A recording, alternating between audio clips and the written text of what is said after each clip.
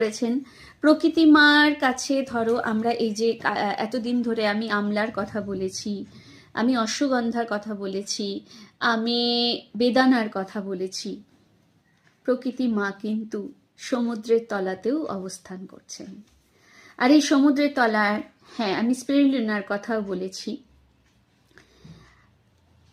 সমুদ্রের তলায় অনেক রকমের লবণ পাওয়া যায়, সেরকমই একটা লবণ নিয়ে আজকে আমি কথা বলবো।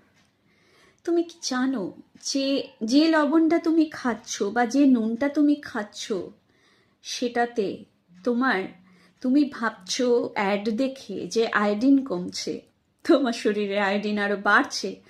নট অনলি দ্যাট, তোমার প্রেশার বেড়ে যাচ্ছে, তোমার সুগারের টেন্ডেন্সি এসে যাচ্ছে, কারণ ওই লবণটা যেটা আমাদের প্রকৃতি মা দিচ্ছেন সেটা নয়, আর্টিফিশিয়ালি বানানো হচ্ছে।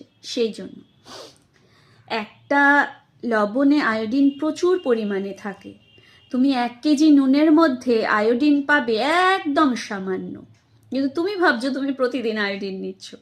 আসলে এগুলো আমাদেরকে একটু বোকা বানানো, আর এই বোকা বানানোর থেকে যাতে আমরা বিরত থাকি, আমার পরিবার বিরত থাকে, সেই জন্যেই আমি বারবার করে ছুটে আসি।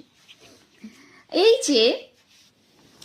যে লবণটার কথা বলছি আজকে, কিন্তু আমি তার নামটা বলবো না, একদমই বলবো না। শুধু হ্যাঁ আমি একটা হিন্ট দিতে পারি, জি লেটার দিয়ে সেই লবণটার নাম। আর এই লবণটা আমাদের কি করে জানো?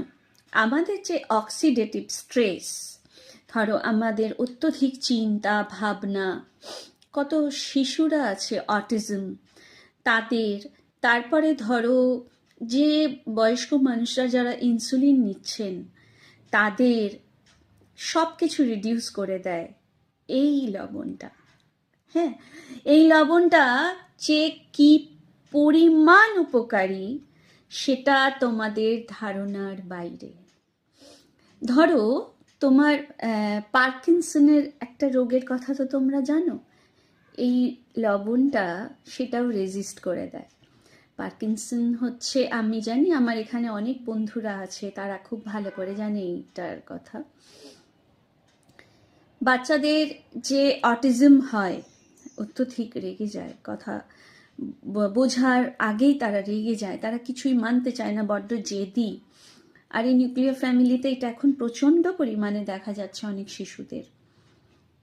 এটা পর্যন্ত রিডিউস করে দেয়। শুধু তাই নয়,